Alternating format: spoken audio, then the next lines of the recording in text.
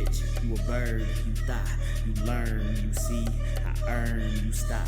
A word, I shoot, no rim, I'm high, you burn, I'm me, that's him, you nah, that's word. All right, guys, I'm joined by a Canadian mixed martial artist, Devon Lozej. He takes on Sean Stebbins for the vacant flyweight championship at MECCA 21. Devon, what's going on, my man? Not too much, man. I'm here in Las Vegas for a training camp. So, yeah, just getting prepped for February 17th for the title fight. Yeah, that's basically it. Just, basically I'm like a month out now to the day. So it's kind of, it's grind time right now, peak time. So Yeah, just working hard.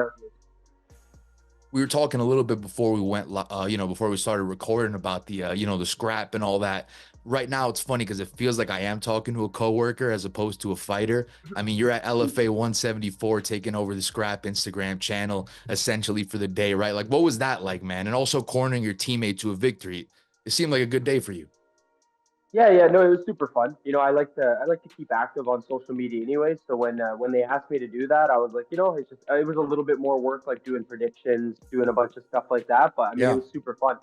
I mean, I really enjoy that stuff, and showing the ins and outs of fighting, the behind the scenes stuff that people don't really get to see is really cool for me, because that's the stuff I like to see as a fight fan myself. I like to see stuff like that. So it was super fun, and I was honored to do that for the scrap. Now, I don't know if the scraps ever had like an official fighter as an employee, but hey, man, you're more than welcome anytime. Yeah, it should be. Yeah, you guys should hire me. Gonna have to talk to Tell 'em. Joey on that one, right? I'll hit him up. Yeah. So anyway, anytime you can help corner a teammate, right? I mean, especially to a win, it's got to feel good, right? It's got to feel like, because you see him putting in the hard work behind closed doors, right? You see him when the cameras aren't on. You see him just like yourself grinding, even helping them out. How does it feel once you see your teammate finally get the win and you're able to aid in that victory? Yeah, in a weird way, it almost feels better than when you win yourself. Because you contribute a lot to teammates, help them learn and grow, and you know what they're capable of, right? So you want to see them do their best. So going out there and cornering people for me is super rewarding. And then on the flip side of the coin, when they lose, it sucks, man. It hurts more than when you lose yourself, because sometimes they make a mistake that isn't typical, or they just don't fight to their potential. So I mean, cornering is me and my teammate Kelton that you're speaking of, that fought at LFA. We always talk about it, that I mean, cornering is the hardest job in the world, man. Fighting's easy. We just get to go in there and do what we love. I mean, put everything into take control of the situation, put everything in our hands. When you're in the corner, you can only do so much. So it's very stressful, but also a very rewarding job. Yeah, absolutely. Again, are you guys close to each other as well, aside from being teammates? Oh yeah, we're like pretty much best friends, right? Like we met through fighting, but I mean, this is a different type of bond. We hang, like, not hang out, but we're training today, or Sure. training every day back home. Multiple times a day. So it's like you come really close with the people that you train with, and obviously, fighters, we have a lot in common. So me and Kelton both have a lot in common. We have similar goals and dreams. So I mean, it makes an easy fit to be close friends. So. Yeah, I know what you mean, man. Sometimes even when you're helping people out, it feels like you're more invested in the person than yourself sometimes, right? Like it could almost feel that way. So I get that 100%. Curious, man, like we are just hours away from UFC 297 here. And to be quite honest with you, by the time this airs, the fights probably would have happened already. But I do want to ask you this, right? As a fellow Canadian, as a former MMA fighter, right? First UFC pay-per-view of 2024 in Canada, big event. I mean, do you ever look at cards like these, man, and sort of just visualize yourself someday down the line fighting in Canada on the biggest stage in the sport? Because I know you've been a UFC fan for a really long time. Anyone that sees you on social media, it's clear where your goals lie, right? So talk to me. Like, do you ever visualize when you look at cards like these? Maybe you're going on your runs and you need something to pass the time, and you visual like, do you Yeah. think about stuff like this? Absolutely, man. Absolutely. It started, like I've always visualized anytime they come to Canada, it's like I want to put myself on those cards. It's a Yeah. lot of mental visualization. I mean, I used to walk to the gym when I was like, 12 years old, when I first started training. And, I'd close my eyes sometimes when I'd be listening to music, and I'd just be visualizing. I'd try to hear the fans, try to make that walk before, so that, when I actually make that UFC debut walk, it's going to feel like I made it 1,000 times before. So, of course, I visualize it. Of course, these big cards in Canada hype. They pump me up. They motivate me to train. Yeah, I'm excited. But I'm also, I'm not a hater. I'm happy for all the Canadians. I think there's like 10 10 or so Canadians on this card that all Yeah. deserve their shot in the limelight. So, you know, I'm happy for all the Canadians that are doing well. But for me, in my mind, my time's coming, right? So for them, it's their time now, and my time will come. Yeah, absolutely, man. Now, look, speaking of your time will come, right? It seems like that's something that you're on the precipice of now to maybe a smaller degree, but still in a sense, right? You know, if we rewind, right, from getting kicked off to from the hockey team when you were younger to being told you were too small to play certain sports, right? To now fighting for your first professional MMA championship here on February 17th, right? I mean, when you were younger and you hear things like, he's too small for hockey, this, that, and the other. I mean, how discouraging are things like that? And now how encouraging is it to see how far you've come as an athlete so many years later?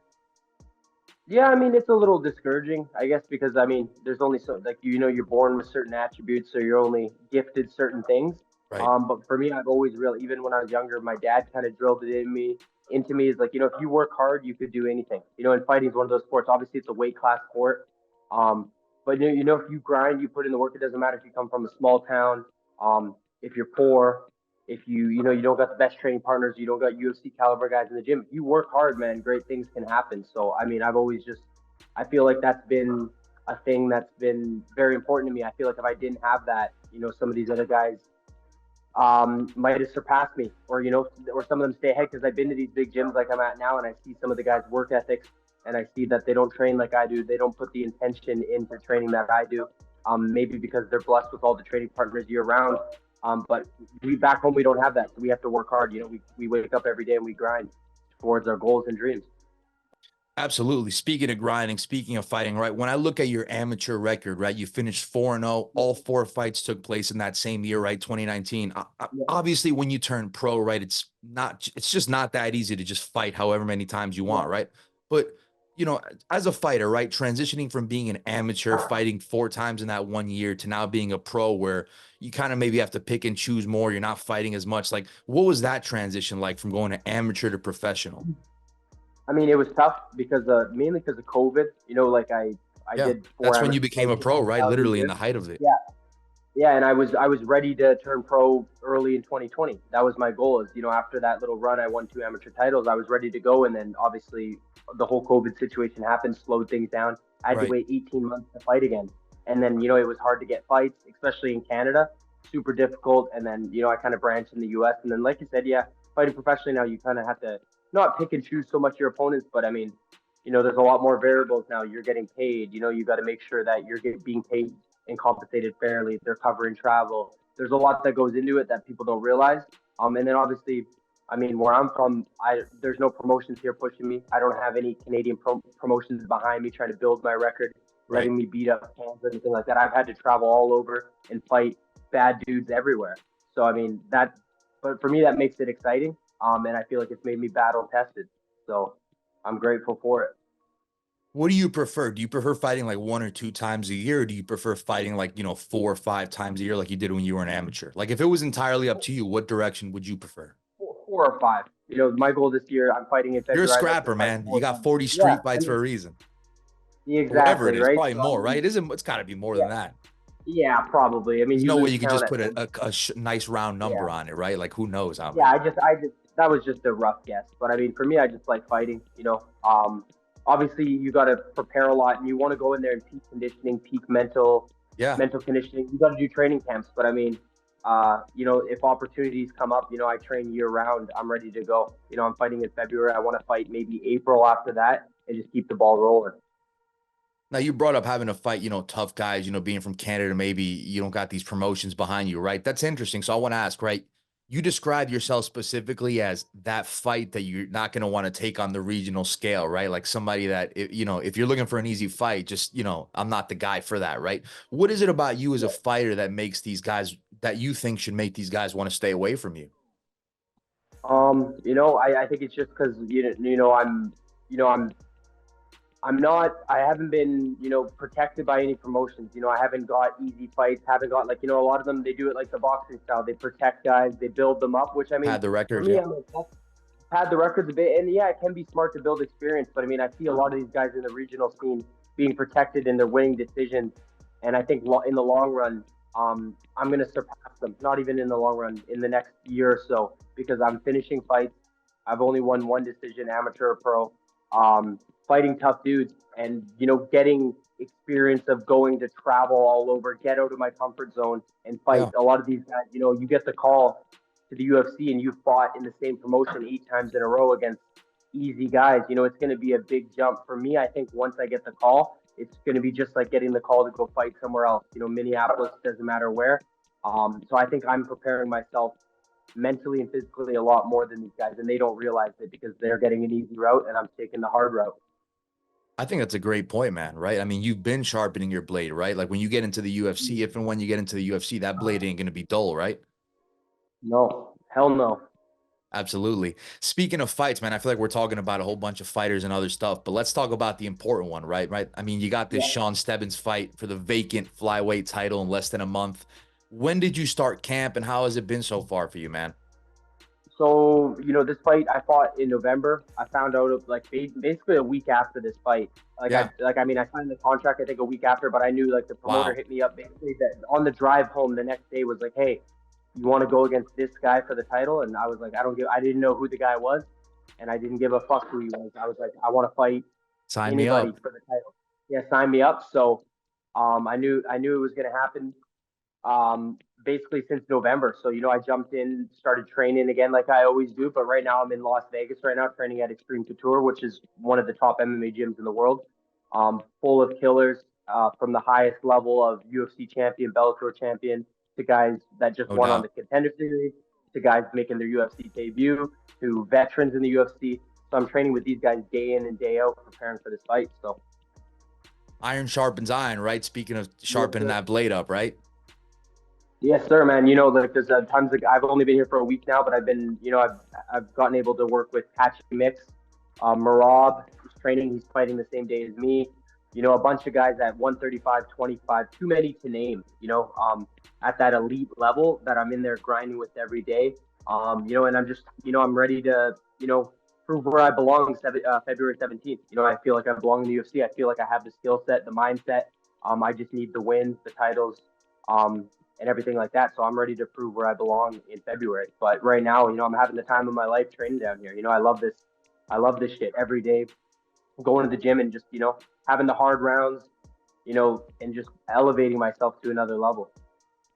Well, look, man, I think you could try to prove anything you want to anybody, right? But I think the most important person to prove it to is yourself, right? If you're in there with Patchy Mix and Marab, Divishali and all these guys and you're getting rounds in and you're good enough for the UFC, I think that's more important than what anyone else thinks about you, right? Absolutely, right? You got to know, because at the end of the day, you can't lie to yourself. You go home after those training sessions, you jump in the shower sometimes, and maybe you had a bad day, or maybe you have a good day. It's only you making that walk too, right? Exactly, right? So you're gonna know. In your mind, just kind of balance. Like, some of these guys are, they're, Bellator or UFC world champions for a reason, and they have that experience. So yeah, you might do good with them in the gym, but it's like they've made that walk how many more times than you, and they have the experience. And I think that's what separates a lot of these fighters. So, I'm very cerebral in that where I understand all these things. Just because you do good with someone in the gym doesn't mean you deserve to be there as well. They worked hard for that, and I'm willing to work hard for what I want to achieve. So, but I mean, it's a good measuring stick, so to say, training with these world champions to see where you're at skill wise, see where you need to work too, right? Because we all have holes in our games and we all have areas where we excel. So for me, it's just in these camps, it's not really about Sean Stebbins or February 17th. I'm going to be prepared for that no matter what. For me, this is about preparing for the long-term goal of trying to be one of the best fighters in the world. And I think to do that, you need to travel all over the world. You need to train with the best fighters. And you just need to get better every day. And that's what I've continued to do every single year. Absolutely. Look, you seem like a guy who's mature beyond his years, man. And speaking of the mentality of things, I want to touch on this a little bit when it comes to this fight with Stebbins, right? You said there's a bit of a difference in mentality when it comes to fighting between you and him, right? What do you think that difference is, and how big of a factor will that difference play in this fight, do you think? I think he's mentally tough for sure. I don't think it's a mental toughness thing. It's one of those things that when you fight, you just understand. I've seen the look in his eye in that cage. When things are going wrong, he's willing to take a way out. He's willing to accept that this man is better than me. For me, I'll never accept that. If you're better than me, then you have to kill me. Simple as that. If you're better in that cage, it's like I felt in the cage before in areas where I'm like, hey, this guy's a better striker. And I'm telling myself, in my head that, but I'm like, he's still got to kill me. He's still got to put me away because I I'm going love to it, find a man. way to win. And I Yeah. feel like I've seen the look in his eyes that, okay, this guy's better here. I'm just going to fold. So I think, I'm going to find that early on him. I'm going to make him quit. I think once he realizes I'm on another level than him, he's just going to accept it. And then he's going to say, okay, this guy was better than me, on to the next, or he'll retire. We'll see. But I just think mentally we're very, very different. And those are the little things people don't see until we get locked in that cage together. Yeah. I saw you talk about your advantages over him in this fight, but nobody's perfect, right? Are there any disadvantages against him that you've been able to prepare for and potentially neutralize? Yeah, he's short back home. I don't have a lot of. He's 5'5". I think I'm about 5'8". I'm a pretty big flyweight. I've trained with Yeah. some of these guys, and they're like, you're big at this weight class. Just my stature as I mean, you well. fought at Bantamweight before, right? Exactly. I had 9 fights at Bantamweight. And so I was, like preparing to fight those bigger guys, training with them, and I still love training with Bantamweights, featherweights in the gym. So I think him being smaller, probably a little bit like, faster, lower to the ground to shoot. That's why I'm Yeah. here at Xtreme. They got a lot of short dudes here that are good to train with, that are, elite level wrestlers, all Americans. So I'm just kind of preparing for that awkwardness of him being lower to the ground. But that also means my knee is closer to his face. So I'm just going to lift that baby up and put it on his chin. So, I mean, every disadvantage, there's an advantage as well. So I'm just preparing for everything, man. I truly don't believe this guy's on my level. But you still have to go in there and you have to prove it, man. You hear it, every fighter says it. But I truly believe with this one, I'm going to really showcase the level of my skill and that I'm UFC caliber. But I still got to go put a stamp on that performance. Seems like you are ready, man. Speaking of preparation for this fight, I was talking to Sam Alvey on this very same channel about a week ago, and he was talking about how difficult it could be trying to prepare for somebody where there's not much tape on, right? I mean, you don't have that many fights yourself, but the guy himself, he's also only got like 5 fights of, a ton of amateur experience, but only like 5 fights. Have you been able to see enough of him to know what to expect, or do you not entertain those things? I always go in like descending order from their most recent fight. So I watched right off the bat. I watched his most recent fight. I watched the one before that. And then basically I see enough, I just kind of want to see how he moves, how he stands, basically little things like that. I let my coaches do some of the work too and look more into the details. Cause I don't want to plant any of these seeds in my head of, oh, he's so good at that and this, I know at the gym I'm at right now, I'm going to see guys that are better than him everywhere and by a lot, and guys that put it together better. So I'm preparing for that. My goal is to be able to beat those guys in the gym, hang with them and give them problems. And I know if I'm doing that, that this guy's not going to do anything I haven't seen before. Not that he can't give me a tough fight. It's a 5-rounder. We can go 5 hard rounds if he wants to, and I'll be prepared for that. But I don't put too much into it because I mean he could show up and he could do something completely new. I know he's mainly a wrestler. I heard in one of his interviews he said that he thinks he's better than me everywhere. So we could find out if he wants to keep it on the feet. Let's do it. If he wants to wrestle, let's wrestle. If he wants to go to the ground and do jiu-jitsu, I'll do it. I mean, it sounds like you're ready either way, right? Again, being that you are heading into your first title fight, I mean, I'm curious because I am seeing the videos you're putting up on, the whole journey to gold and everything. Does the mental preparation change because it's a fight for your first MMA title? Or, are you approaching it the same way as you would any other previous matchup? Where are you mentally heading into this one, man? I'm just, I'm at peace. I've always wanted to, my coach could tell you this, like I've always wanted to fight 5 rounds. Even like, like obviously you turn pro, your pro debut, you're not going to fight for a title. It wasn't about the title. I just wanted 5 rounds. I had some decision losses that I know if they went 5 rounds, I would have won those fights. I feel like I pick up round by round. So for me, it's almost a peace of mind. 5 rounds is more time to suffer. It's more time to bleed. It's more time to show who's the better fighter. So I think all fights should be 5 rounds. Because then not even 5 rounds. There should be no time limit. They should just lock us in there, and then when one of us comes out alive, that person's the winner. That's the way I approach fighting, and I approach it mentally. So 5 rounds is better. I wish it was 7 rounds so that we could just fight until there's a conclusion. But I don't think we need 5 rounds for this one. I think I could take them out in 1 or 2 rounds. Yeah, what do you think of those original rules where it was just fight to the not to the death, right? But fight till you get a winner. I mean, it is on television, but fight till you get a winner, right? What do you think? Because I think that's the way to go. Yeah, I like it from a pure standpoint, but for television, I Yeah. mean, people don't want to see guys lying on top of each other because there In a would be some sporting guys like Sean format, it Stebbins. doesn't work. Yeah, there'd be guys like my opponent now who would take guys down and just lay on top of them, and then the place would boo the shit out of them for hours, right? But I mean, if you get two real fighters in there that are going to go at it, then yeah, it's probably the best rule set that you could have. But I mean, we're in 2024 now, so I understand it and I get it, but yeah. You said that if there was no time limit, the guy you're going to be fighting would just lay on someone for an hour, right? Have you prepared for him not to do that to you? Yeah, well, of course, yeah. Like takedown. I mean, we did bring up the range, strengths and all that, but are you ready for that? range management, stuff like that. And for me, but there's no fear in that. If he takes me down, I'm just getting back up. I'm gonna pop right back up, and I'm gonna start putting my fists on his face, my knees, my shin. So I'm not really afraid of that style. Like knockout style, or guys like if he had a strong submission game, there's a lot of threat in that. But I'm training with elite black belts in the gym right now at this gym that are putting it on me, trying to take me down, trying to do what he's going to do, but 10 times the level. So I'm prepared for that. If he's coming with if he's going to try to take me down and submit me, I'm prepared for that. If he's going to try to take me down and just hold me, I'm prepared for that. But I think, a 5-round style, I don't think he'll have the conditioning to do that. I've seen in his past fights, he'll do it for 1 round. And if the guy hustles, he gets tired. So I know if he puts me down for a round, I'm just going to keep working, keep standing up, keep building up, hitting him, and then he's going to exhaust himself in the long run, and I'm going to put him away. So I think the best case scenario for him is I put his lights out early, and then he wakes up in the back of an ambulance, and, he's thankful that he didn't have to get his ass whooped for 25 straight minutes. That's what I believe. I love it, man. Look, I mean, you're talking about finishes. That's something that's quite familiar to you recently. Is that a goal to you to just keep these finishes rolling, or is it just, nah, let's just get this title, whatever way it happens? Where are you at on that? The finishes are more important. I could care less about the title. The finishes are the most important. They are the most important. I know it's not possible, to not, if I get a finish, I win the title. But if I focus on just the title, I mean, I could get a boring decision and win a title, and then, I mean, that's not going to really do much for me. So I focus on what's the most important thing, which is just finishing guys.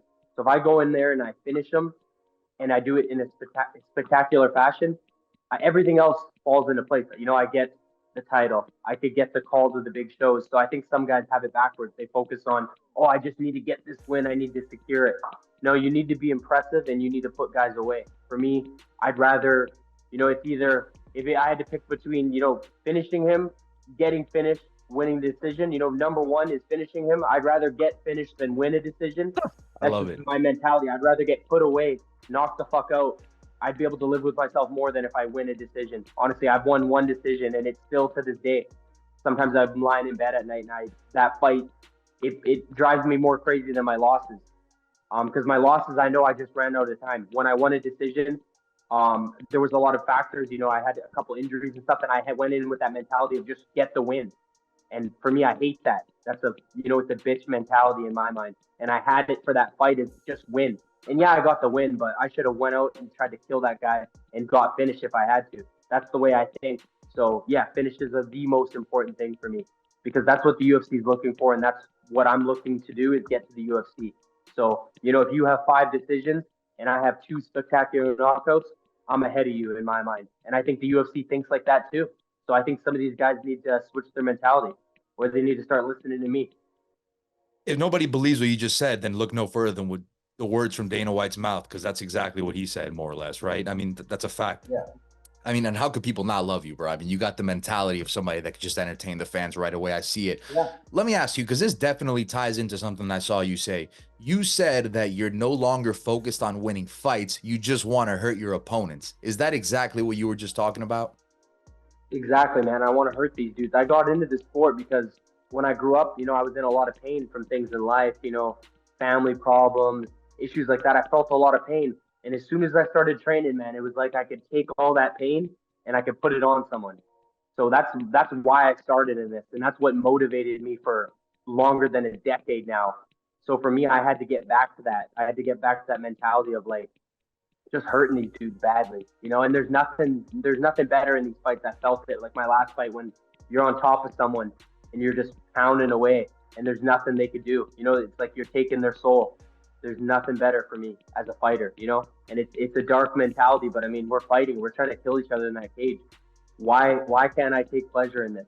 You know, if with all this pain involved and everything we go through, I mean, for that 15 or 25 minutes, I get pleasure out of beating these guys. So yeah, of course I want to hurt them badly. You know, I don't wish any ill will on anyone. I don't want to, hurt them badly where they can't live a life after. But I mean, if I have to, in order to get where I need to, I will do it. Yeah, I mean, look, someone like you, it obviously takes a very specific personality to do what you do, but that's what makes you who you are, man. I absolutely respect it. And I think you have a great attitude on your way to what you want to achieve as far as the UFC. Let's shift gears here as we wrap up. And by the way, I appreciate the time, man. But I want to talk a little bit about yeah, absolutely. And I want to talk a little bit about some UFC fights here because you are a UFC fan. You did just bring it up. It looks like you watch most fights from what I've heard, right? I mean, that being said, given the fact that you are a 125-pounder yourself, what do you make of the current state of the UFC flyweight division? Obviously, you had that Moreno-Figueiredo rivalry. Pantoja takes the belt off Moreno. Now he's the champion. What do you make of that, the state of that division currently? I like the shakeup. I think a lot of guys, that were looking at Deiveson for a while. Him and Moreno were going back at it. Yeah. After Moreno, they were going at it, and it kind of stalled the division. Then after seeing the new champ Pantoja win, I think it brought a lot of hope for guys. A lot of these guys need hope to okay, there's a new champion. It's going to shake things up. One or two big wins. So I like the shakeup. I think it's making the division exciting. But same thing with Pantoja. He's one of those guys that I feel like he finishes some fights, but he also, like his last fight, he likes to take guys down and he'll just hold them down in order to win. And, for me, I despise that type of shit. So getting to the UFC, I want to get in there and put hands on a guy like that and try to take him out for 25 minutes and put on exciting fights. And I believe if you, like going back to the mentality I said, if you just fight for these finishes, you're going to put on exciting fights too, and then you're going to become a fan favorite. So I think at the top there is some guys, like I love Moreno. I think he fights that way. I think he fights to finish fights. Yeah, he does. I think Pantoja is a little bit mixed. Sometimes he'll get, if the finish is easy, he'll take it. But he's also willing to ride guys out. So I think I still think Pantoja is one of those guys that someone needs to, they got to take out, to make this division exciting, because before, years ago, they were going to take the division away. Back when Mighty Mouse was still champion, which I think was insane because he was, even though he was dominating, he was super exciting and, skillful. So, I think it's a big shakeup right now. But for me, I look at those guys, it's almost like I can't admire them in some sense, because those are guys that I want to beat. I want to get in there and mix it up with, and I've been all over the world, and I've trained with guys at 125 in the UFC. Right. And, training's training, but I know deep down what I could do inside that cage if I get locked in there with some of these guys. So, I'm just excited. I think the division's doing well. But for me, I'm like, I want to add my skill set, mindset, and my fan favorite style to that division. And I think the UFC needs that. I think they need these violent finishers, especially in the low weight classes. You don't got a lot of them. So I think they need guys like me, like the old Scarface quote, like, you need me. You need guys like me. So, yeah.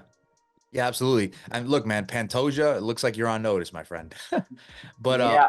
I realize too, by the time I get there, he might already be gone, But was he in his 30s already? Like late 30s? Yeah, I don't know. I think he's a little bit later. I think he might be 30. Yeah, he's a little bit later because he's been around for a while, but nothing. But I know he's a world-class fighter. And I'm not saying that he wouldn't be able to take my ass down and hold me down, but I'd be fighting if he did it, And I think I think the division's doing well, but I think it needs a little bit more depth too. You look at maybe just the top five or our household names. There's not a lot outside of that.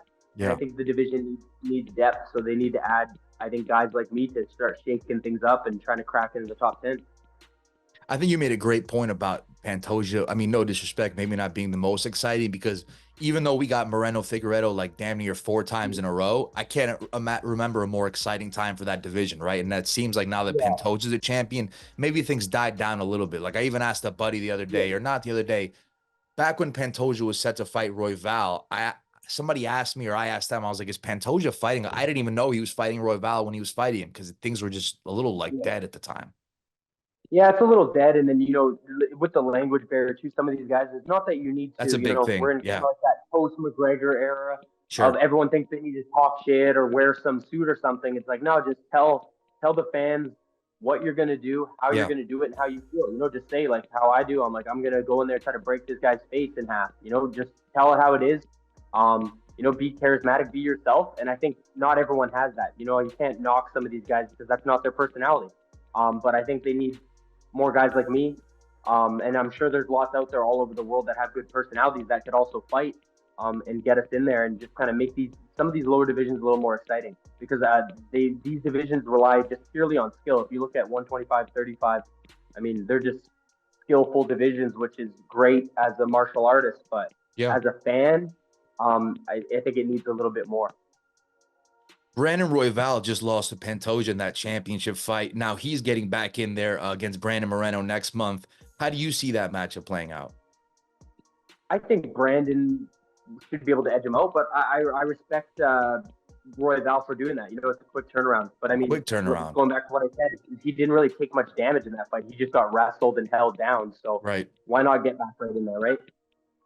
Yeah, absolutely. One more question, UFC question. You know yourself what it's like to fight at Bantamweight and at Flyweight, so you might be the perfect guy to answer this one. Deiveson Figueiredo, he moved up to 135 pounds, looked very good in his first fight against Rob Font, but, you know, Rob's also not the biggest Bantamweight ever. How do you think, how do you think Figgy does against the rest of the division at 135 pounds going forward? Like, is he championship material? I think he does well with some of the guys outside the top 5, but I think some of the fighting Cody next. Yeah, I think that's a good matchup for him. I think that one is. But I think some of the top dudes give him a lot of problems. I think, you know, he's not the biggest. He's a little bit older. He's taken a lot of, at Flyweight, he took some damage. You know, Moreno put it on him in some of those fights. And I think some of these bigger, stronger dudes at the top are going to give him some problems. But, I mean, you know, he could prove me wrong. He's a world-class fighter. He's a world champion. So I think he'll do good. But I'd be shocked if he became champion at 135. Well, Devon, looks like we just about covered a lot. I want to ask you one last thing. Do you have any final messages for the fans ahead of your fight, man? February 17th, you're looking to get that gold for the first time in your career, right? Any messages to the fans that have supported you for so long? Yeah, just, you know, tune in and watch this one. I feel like this one is going to be a can't miss show. You know, Spectation Sports is a great streaming platform. You know, it's not super well known of yet. I think it's pretty new, but I mean, the last fight, it's crystal clear, great broadcast. They do super good. You could gamble on the fights in some states. It's super interactive app. So, you know, get on that, watch the fight, and show some support. Well, absolutely. Devon, thanks for taking the time to talk your fight, man, some other big things, and just giving us a little insight as to what's going on with you. Guys, you can catch Devon Lozej February 17th, live on Spectation Sports as he looks to capture his first professional MMA championship against Sean Stebbins at MECCA XXI. All the best to you, my friend. Thank you. You too.